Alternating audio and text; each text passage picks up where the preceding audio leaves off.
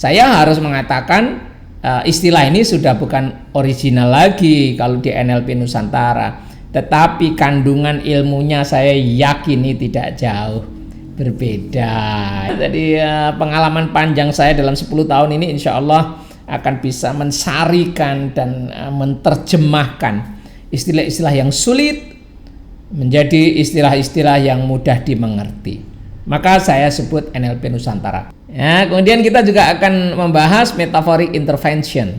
Adalah metaforanya David Groove yang kemudian saya blending dengan bahasa-bahasa Milton yang kemudian akan menjadi sugesti-sugesti yang sifatnya metaforik. Nah, ini keren.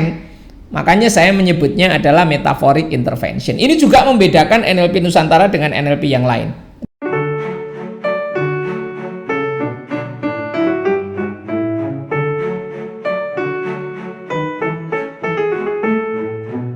Assalamualaikum warahmatullahi wabarakatuh.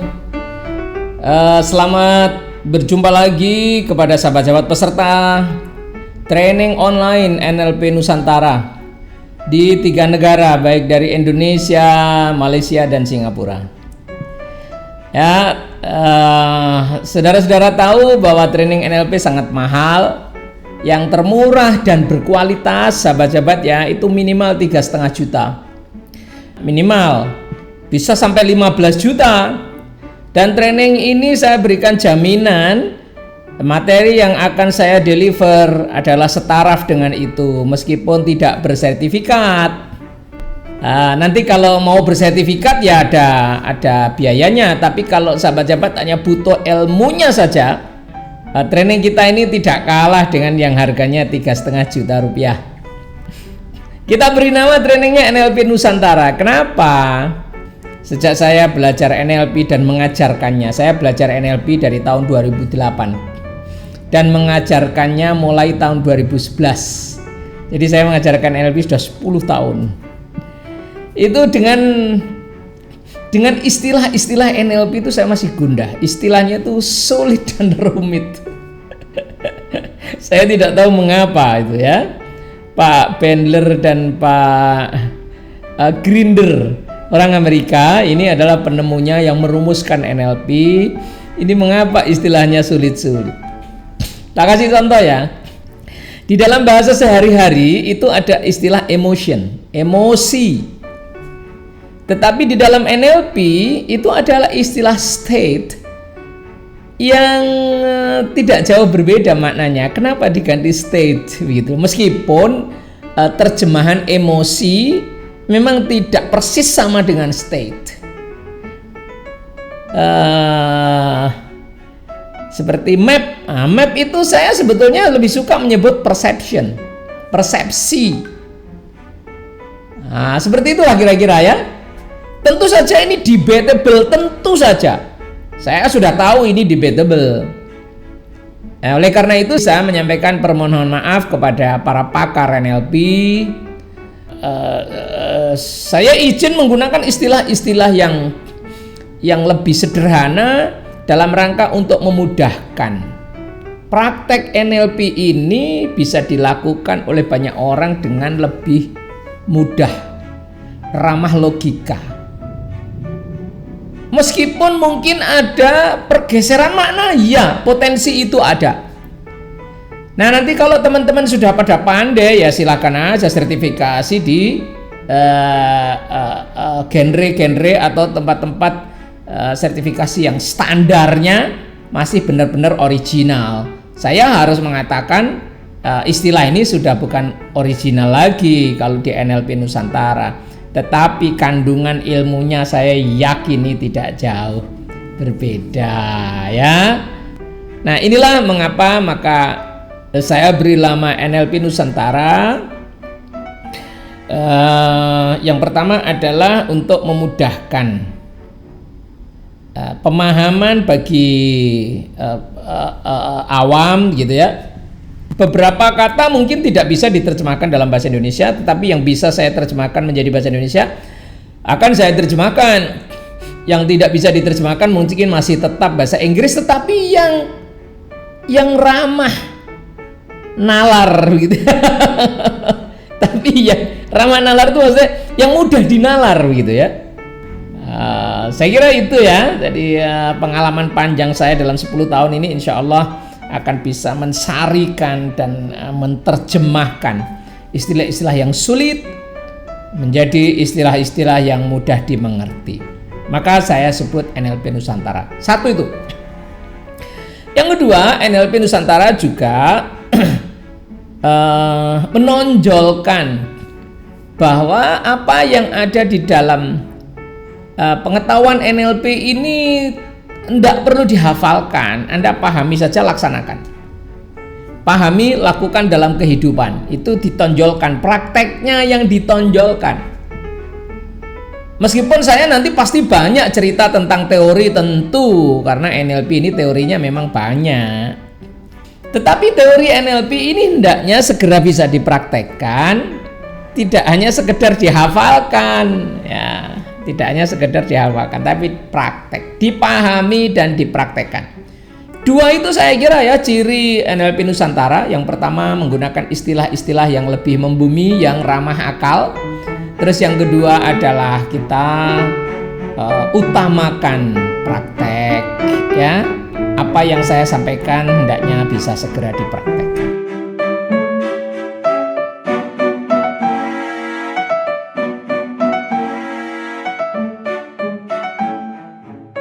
Bahwa NLP itu bisa mengantarkan orang menjadi alat untuk mempercepat kita menjadi hebat.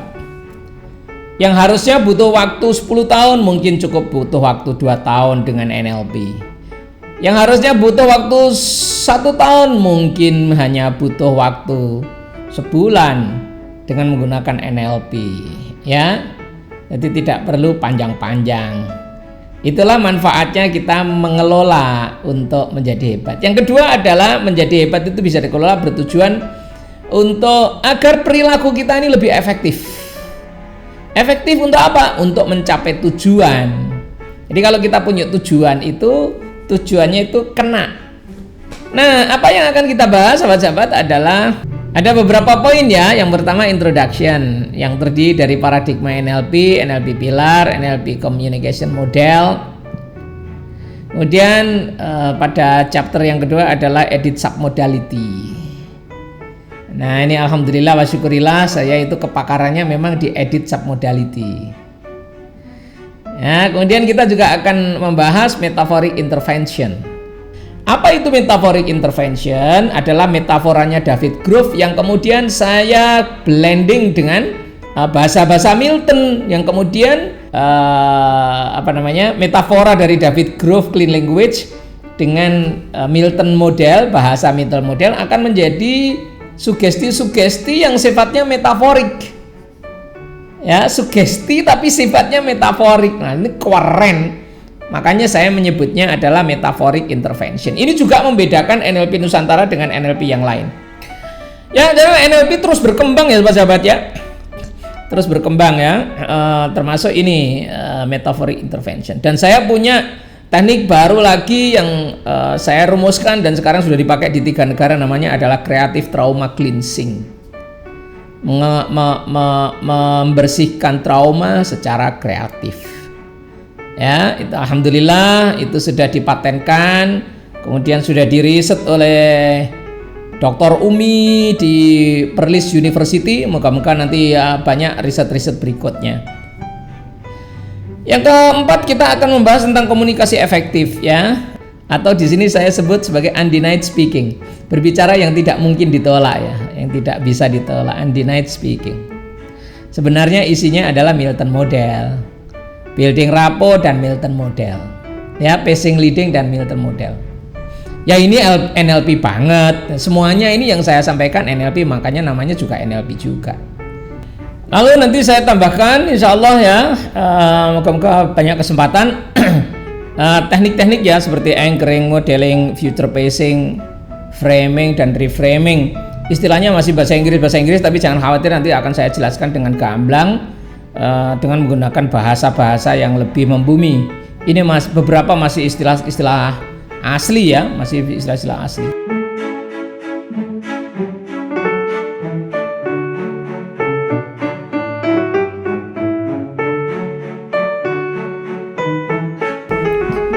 Sahabat-sahabat, kita lanjutkan ya. Ya, modul 1 introduction. What is NLP? Apa itu NLP? NLP adalah singkatan dari Neuro Linguistic Programming, sahabat-sahabat. Neuro itu adalah syaraf, linguistik itu bahasa, programming itu pemrograman. Jadi pemrograman bahasa syaraf.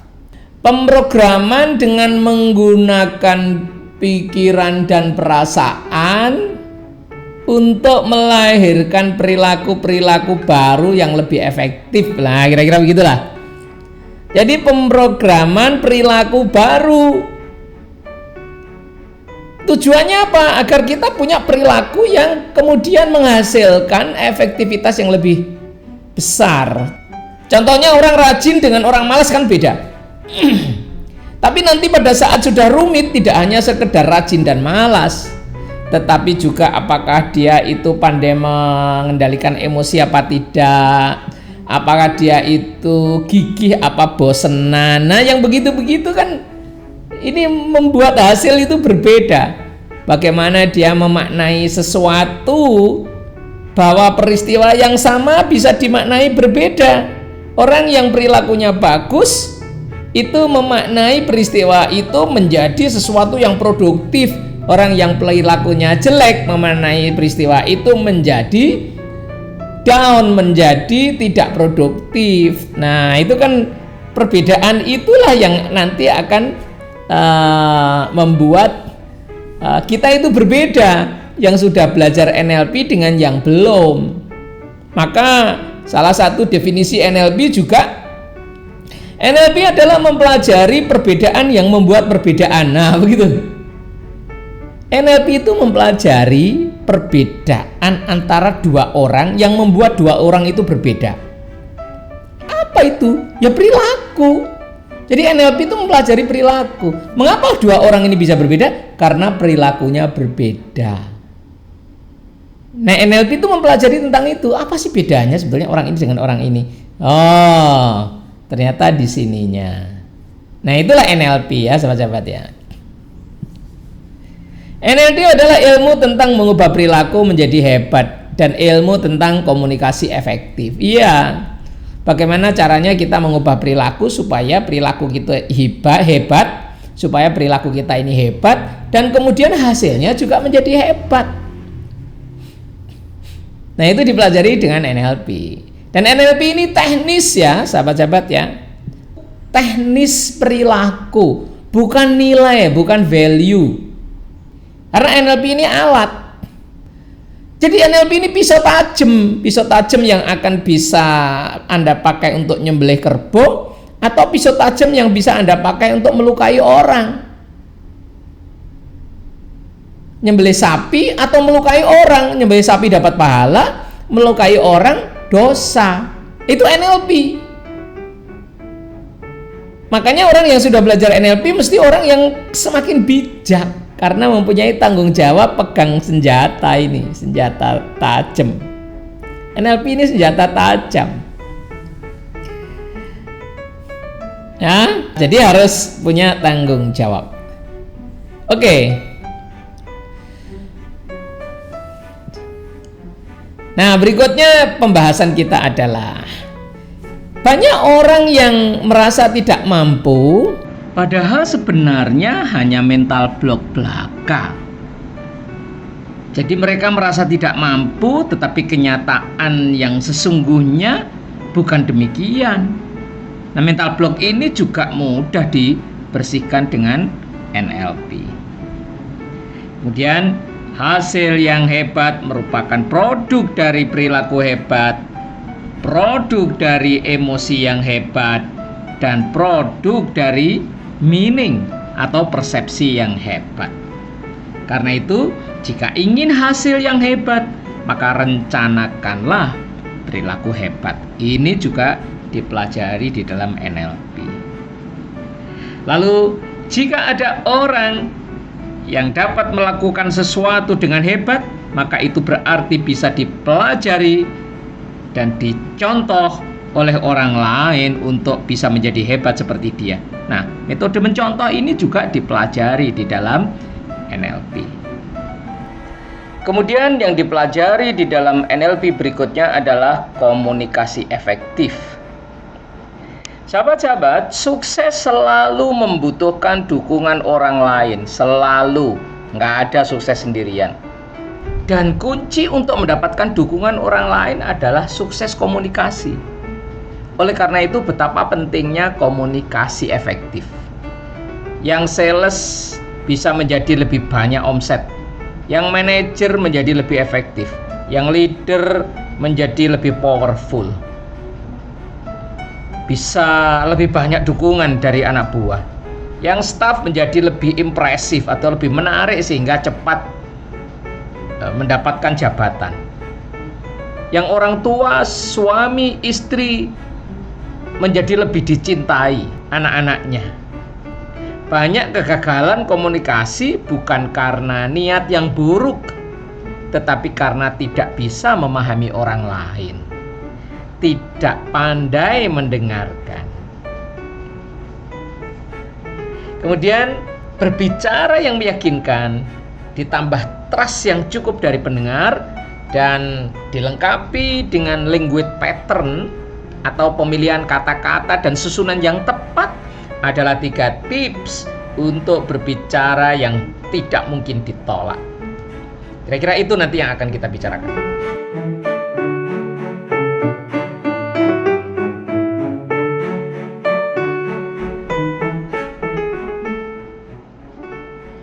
Nah, kalau tadi kita sudah membahas tentang apa itu NLP, yaitu setidaknya 2 hal. Yang pertama adalah ilmu yang mempelajari tentang bagaimana kita mengubah perilaku, dan yang kedua adalah komunikasi efektif. Sekarang saatnya kita membahas paradigma NLP, atau orang-orang NLP menyebutnya presupposition. Tapi di dalam NLP Nusantara ini kita sebut paradigma saja ya, sahabat-sahabat ya. Nah, ini masih bahasa Inggris, tapi saya pastikan nanti penjelasannya adalah bahasa Indonesia. Ya. Ada 7 setidaknya ya. The map is not the territory, experience has a structure, dan seterusnya. Kita akan bahas satu-satu dalam pembahasan berikut ini. Tentunya dalam bahasa yang lebih mudah dicerna. Paradigma pertama adalah peta itu selalu tidak sama dengan aslinya. Atau di dalam bahasa aslinya, the map is not the territory. Map itu peta, teritori itu adalah wilayah yang sesungguhnya. Nah, seperti gambar ini sahabat-sahabat ya. Di bagian atas itu adalah peta, dan di bagian bawah adalah gambar kenyataannya. Seperti yang terlihat, sebuah titik kota Jakarta di dalam peta sungguh tidak sama dengan kenyataan yang sesungguhnya ada di Jakarta. Begitu juga di titik Pulau Bali. Titik Pulau Bali itu ya titik di dalam peta, tetapi kenyataannya adalah seperti gambar itu, bedugul itu. Jadi peta tidak pernah sama dengan aslinya. Kalau sama itu ya bukan peta namanya. Nah, maknanya di dalam hal ini adalah apa yang kita pikirkan itu selalu tidak sama dengan aslinya. Apa yang kita persepsikan itu selalu tidak sama dengan aslinya.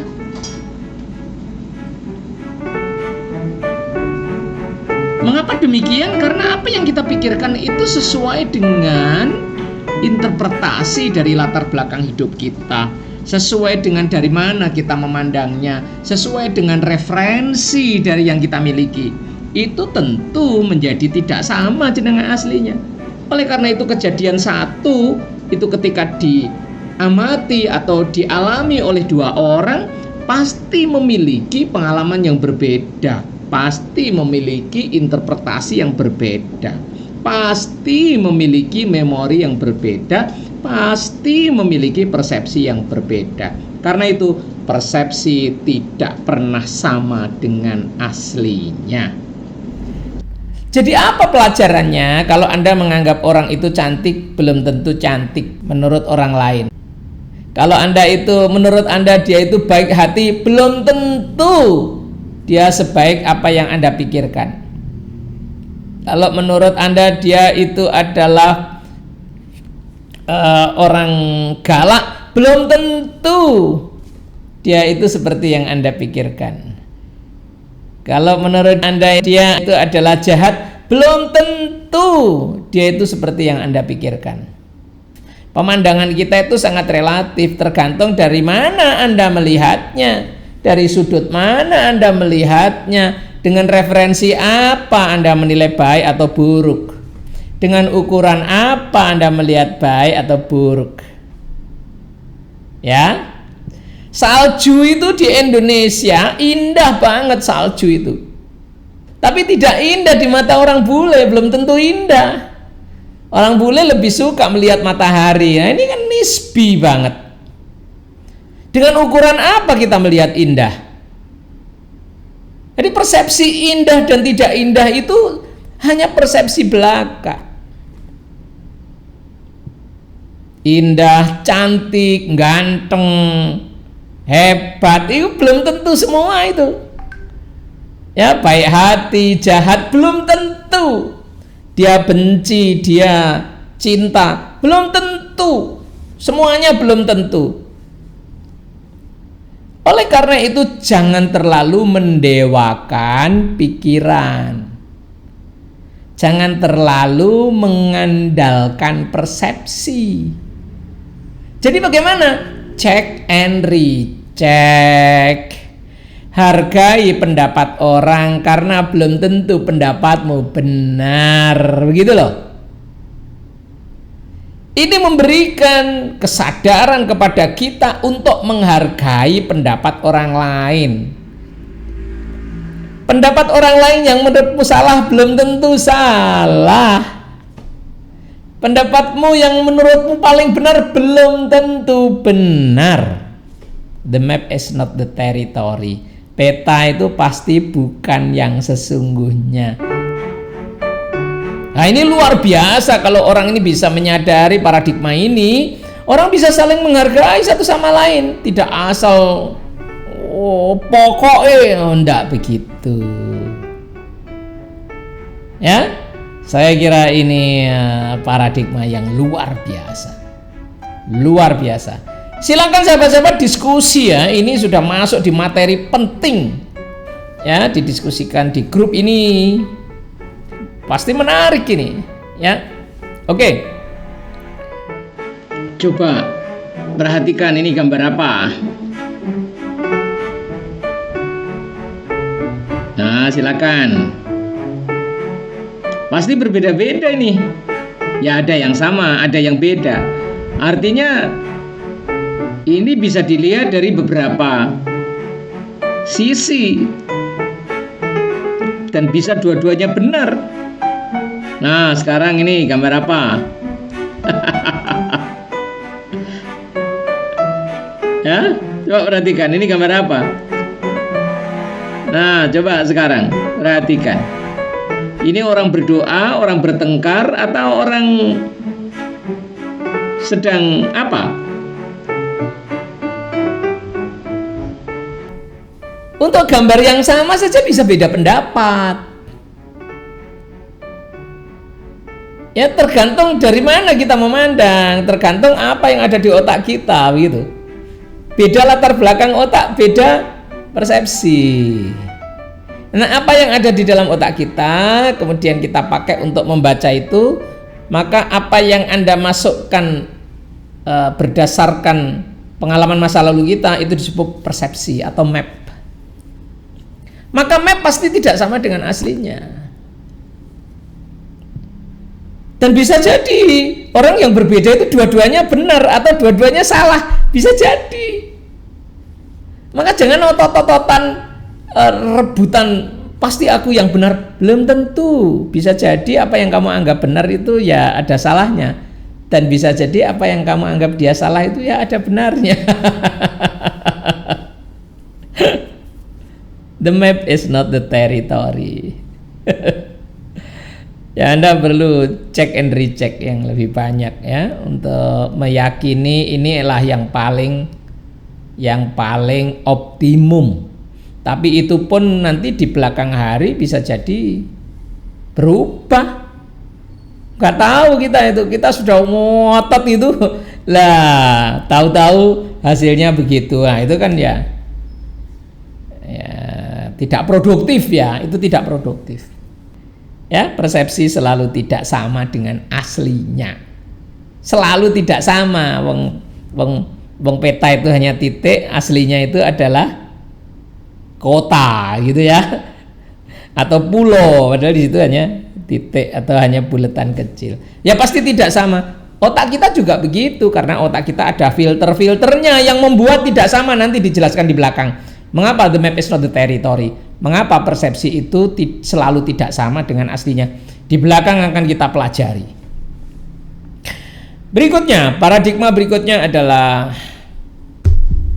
setiap pengalaman itu memiliki struktur, ya. Experience has a structure.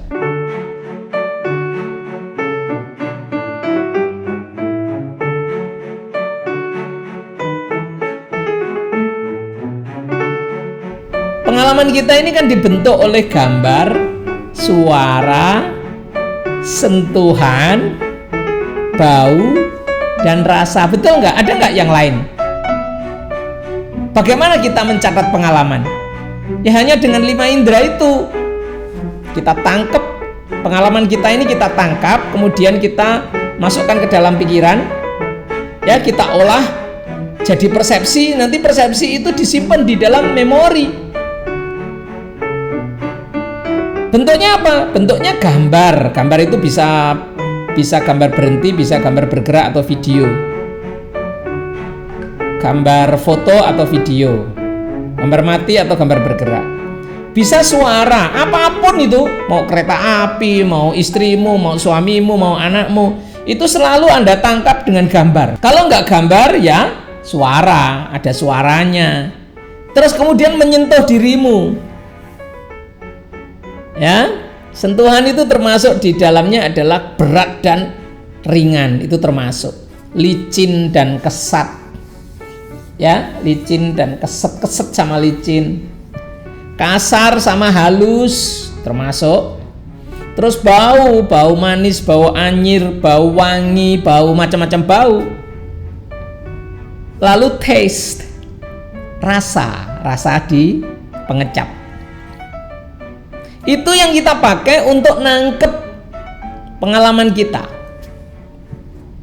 Dari pengalaman itu kemudian kita olah, ya kita olah, kemudian kita kasih emosi, ya. Setelah diolah dikasih emosi, menjadi persepsi plus emosi. Terus kita simpan, lalu kita pakai untuk ngerespon. Kita ngerespon. Dengan pengalaman itu kita mau berbuat baik apa berbuat buruk. Setiap pengalaman ada strukturnya. Dan asiknya kalau strukturnya ini diubah, emosi Anda berubah. Struktur ini akan membentuk persepsi dan emosi. Bahan yang sama ini bisa terbentuk banyak sekali emosi yang berbeda-beda. Ada benci, ada cinta, ada berani, ada semuanya dibentuk oleh gambar, suara, sentuhan, bau, dan rasa.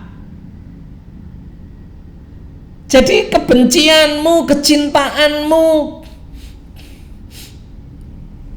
kecemburuanmu, kesukaanmu, kebahagiaanmu, kesedihanmu, dendammu, takutmu, khawatirmu, semuanya itu dibentuk oleh gambar, suara, sentuhan, bau, dan rasa. Hanya 5 bahan loh. Ya mirip seperti tepung terigu, gula, mentega. Itu bisa jadi donat, bisa jadi pizza, bisa jadi apalagi martabak manis.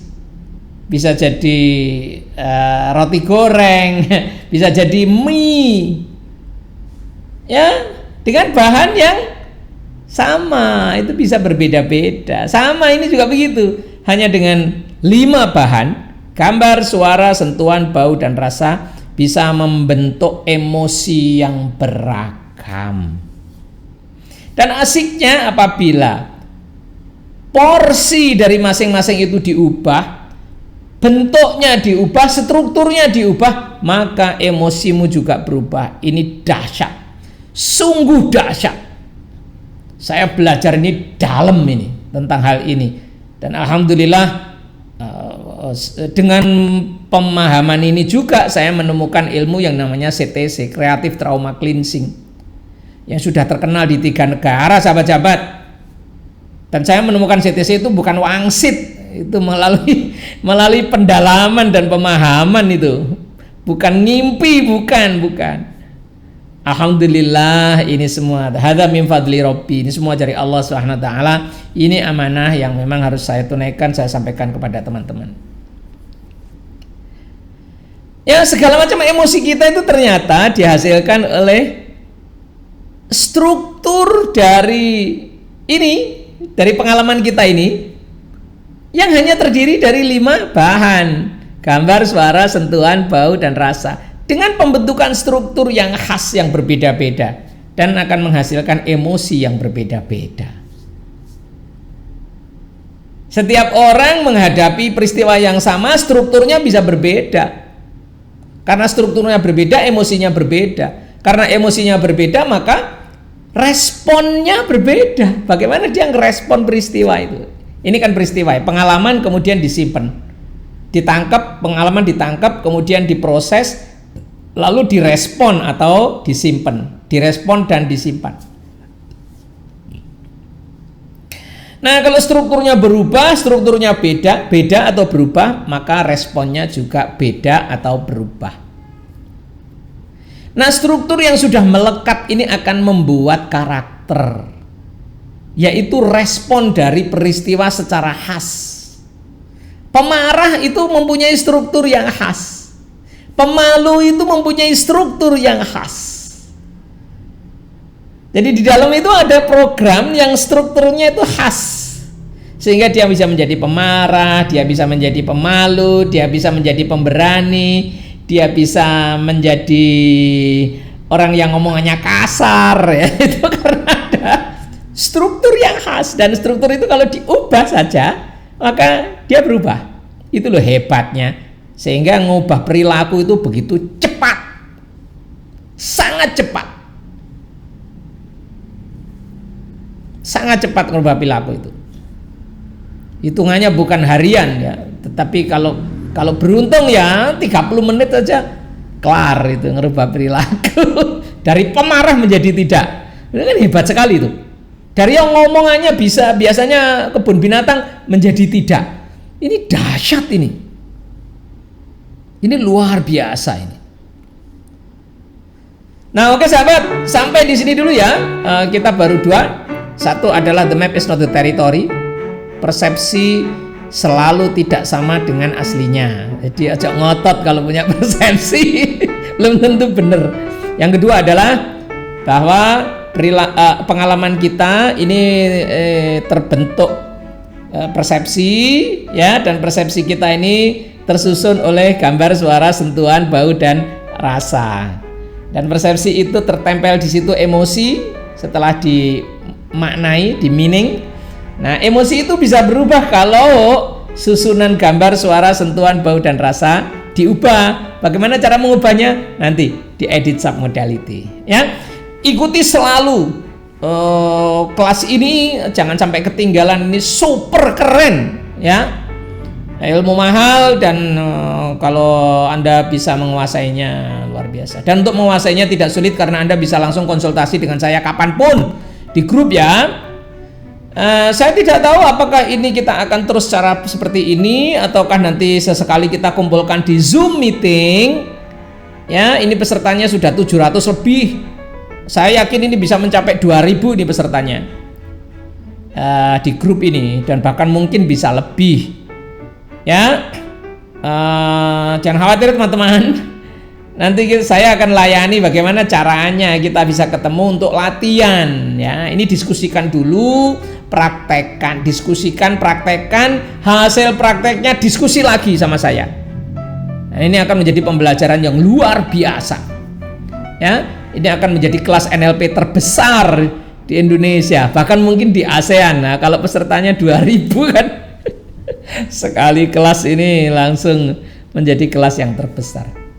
Demikian, semoga bermanfaat dan mendapatkan keberkahan dari Allah Subhanahu wa taala. Kita akan berjumpa pada topik berikutnya, yaitu pikiran, perasaan dan tubuh itu terkait dan saling mempengaruhi. Apa ini maksudnya? Ya, tunggu pada pembahasan berikutnya. Terima kasih, sampai jumpa lagi. Assalamualaikum warahmatullahi wabarakatuh.